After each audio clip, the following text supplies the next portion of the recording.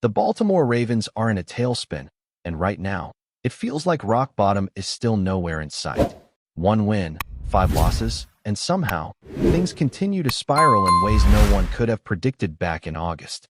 The optimism around this team, arguably one of the most stacked rosters in football going into the season, has completely evaporated, replaced by frustration, confusion, and even public ridicule. Because let's be honest, when the Chicago Bears start trolling you on social media, you know things have gone off the rails. And that's exactly what happened.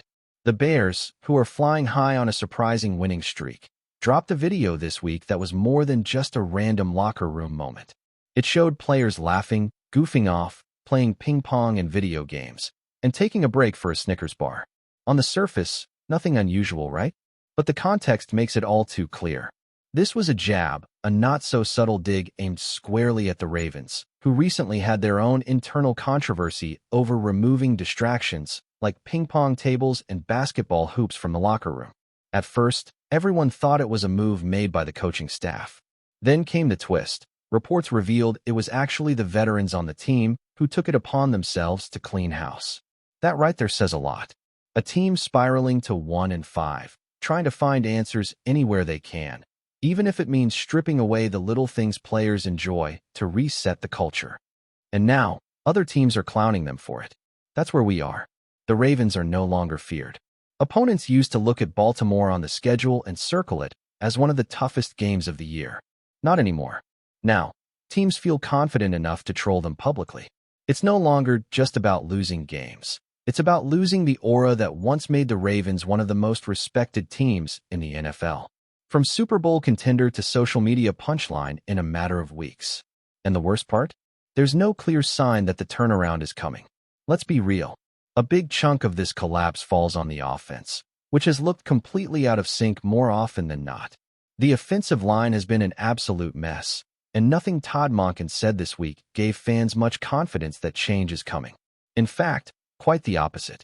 When asked about potential lineup shifts or personnel tweaks for the matchup against the Bears, Monken said, and I quote, "I don't anticipate too many personnel changes." He highlighted the return of fullback Patrick Ricard and getting Ronnie Stanley healthy as positives, but that's about it. Nothing about addressing the glaring issues at guard. Nothing about whether Daniel Falale will keep his starting spot. It feels like the Ravens are sticking to the status quo, despite the status quo leading them straight into the ground. And that decision is baffling, especially considering how badly the offensive line has performed. Let's talk about Daniel Falale for a second. Statistically, he is currently the worst offensive guard in the NFL when it comes to average time to pressure. He allows pressure in just over 2 seconds on average. That's unacceptable. That's not just bad, it's dangerous. It puts the quarterback at constant risk. Meanwhile, Andrew Voorhees hasn't been much better. You don't need to be a football genius to see that when these two are lined up next to Tyler Linderbaum, the entire interior of the offensive line collapses. And somehow, the Ravens still think this is the best option they have. It's beyond frustrating. Fans have been begging to see Corey Bullock or Ben Cleveland get a shot. Anyone, really, who might be able to hold up for more than 2 seconds. But here we are, getting the same rotation, the same breakdowns, and the same results, week after week. And if Lamar Jackson is going to play on Sunday, and all signs are cautiously pointing to yes, you're going to send him back out there behind this group? After everything? After a hamstring injury that already had him missing time? It's reckless. It's disrespectful to your franchise quarterback.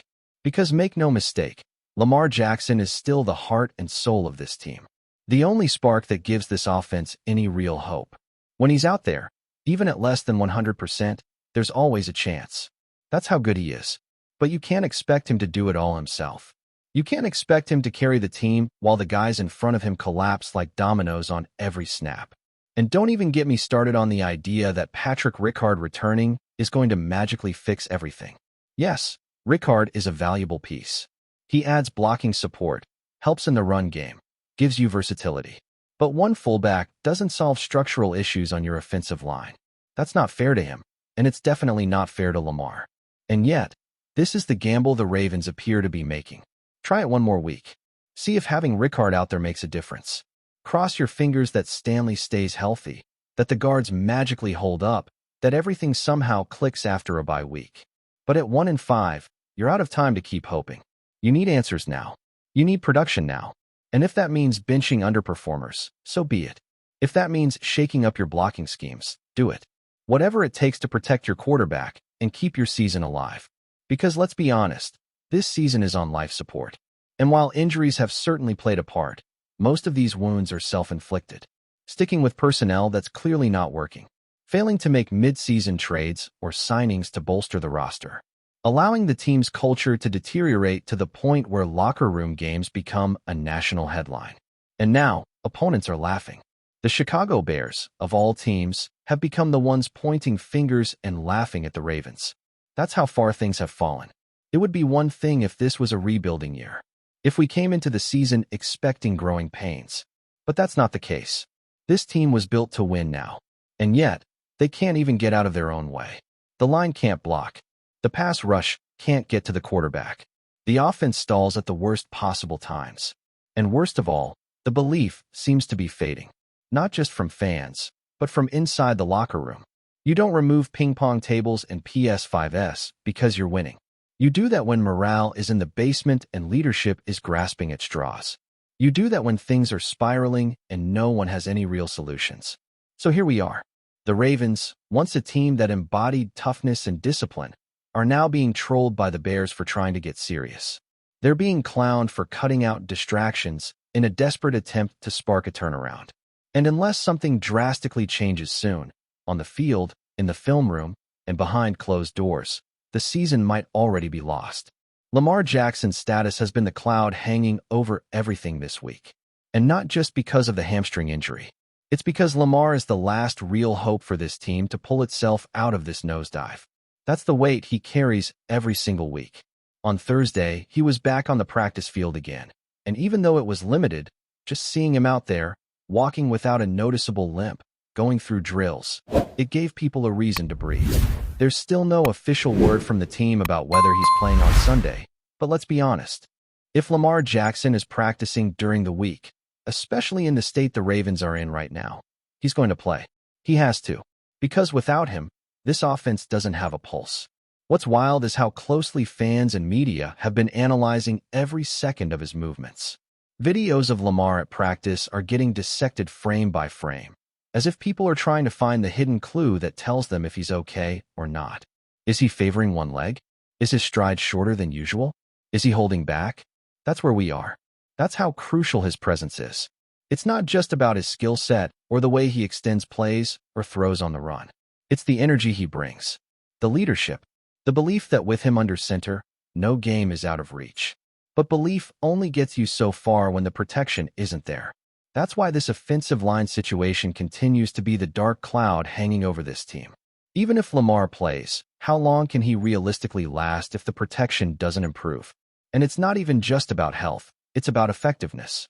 If Lamar doesn't trust his protection, if he has to bail from the pocket the second the ball is snapped, the entire playbook gets limited. You lose rhythm. You lose timing.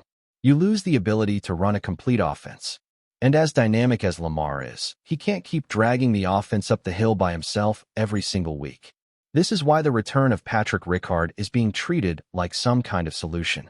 Yes, Ricard is a game changer in terms of scheme flexibility. He gives you an extra blocker who can move across the formation, line up in different spots, help double team on the edge, or even release as a short yardage option. But if you're leaning on your fullback to patch up a leaky offensive line, you're already in trouble. He's a piece, not a fix.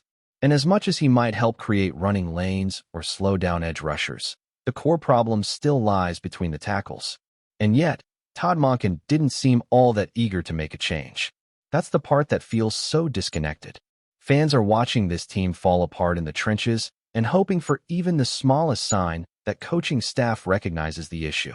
Instead, they hear, "We're not expecting too many personnel changes." It's like watching a car head toward a wall and hearing the driver say, "Let's see what happens if we don't turn."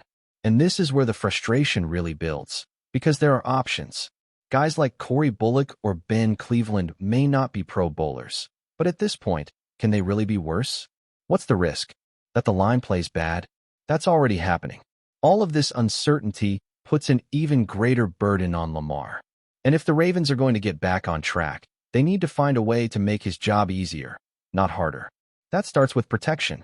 That starts with the line doing its job long enough for him to make his reads, go through progressions, and throw from the pocket if needed. Because let's be clear, Lamar doesn't want to run first. That's never been his mindset. He wants to read the field, make the right throw, and only run when it's the best option. But if you're forcing him to scramble just to survive, you're limiting your own offense. The Ravens also made a move this week to address the pass rush, bringing in Carl Lawson. Now, Lawson's not some game-changing superstar, but at least it shows they're willing to do something to address the lack of pressure on the defensive side. This team hasn't been generating sacks. They've been letting quarterbacks get comfortable in the pocket. That's a recipe for disaster no matter who you're playing, but especially against a team like the Bears that can run the ball and then hit you deep off play action if you start creeping up. Carl Lawson might not be the savior, but he's another body who's been in the league, knows how to win one-on-ones, and can give you some juice off the edge. What's crazy is that David Ohabo was supposed to be that guy. He was supposed to be part of this new wave of pass rush talent. But due to injuries and lack of development, he's been a non-factor. You look around the roster and you see all these young players who were supposed to step up this year. Mike Green, Malachi, even Keaton Martin, and the common theme is they're just not ready. And when you're a team that built your identity around being a Super Bowl contender, there's no time for getting ready. You need players who can contribute now. And that's what makes this Bears game so critical. Not just because of the record, but because of what it represents. A turning point. Either the Ravens show they can bounce back, win a home game, and put together something that resembles the team we expected, or they fall to 1-6, and the season starts slipping completely out of their hands. The good news is they finally have the health advantage. A bunch of key players, Marlon Humphrey, Zay Flowers, Kyle Hamilton, Ronnie Stanley, even Roquan Smith, are practicing fully. You're getting bodies back. You're getting talent back. And after a much-needed bye week, you're as close to full strength as you've been in a while. That's why there are no excuses left. You have the roster. You have the quarterback. You're at home. You're facing a Bears team that, yes, has been hot, but is still very beatable. You win this game, and you buy yourself a little more time. You get to go into next week with some momentum. But lose? Fall to 1-6? That's when the tough questions stop being hypothetical. That's when people start getting benched. That's when the whispers become roars and changes start happening. On the roster, on the staff, in the locker room. Everything is riding on this game. And it all comes down to whether this team is willing to fight to save its season or fold under the weight of it. Before we dive in, don't forget to hit that subscribe button and give this video a thumbs up. Your support keeps us bringing you the latest news on the Baltimore Ravens. And hey, drop your take in the comments below. We want to hear from the flock. Baltimore might have just flipped the entire AFC on its head. The whispers started quietly. An agent seen near the Ravens facility, a cryptic post from JALEN RAMSEY, and then silence. But now, according to multiple insiders buzzing around league circles, the Ravens have gone full lockdown mode, securing none other than JALEN RAMSEY himself. Yes, that JALEN RAMSEY, the all-pro cornerback known for his swagger, shutdown coverage, and ability to turn any defensive backfield into a no-fly zone. If the reports are true, Baltimore has just built a secondary that could haunt quarterbacks' dreams. Pair Ramsey with Marlon Humphrey, and you've got two of the most physical, confident corners in the game patrolling opposite sides. Add Kyle Hamilton floating over the top, and the Ravens might have just sealed the sky completely. Good luck throwing deep against that trio. Sources close to the situation describe the deal as aggressive, with the front office pushing all in on a Super Bowl run. Ramsey, who has long been vocal about chasing another ring, allegedly loved the fit and was drawn by Baltimore's culture of defense and accountability. It's the kind of move that echoes the franchise's golden defensive years. Think Ed Reed and Ray Lewis, but modernized and nastier.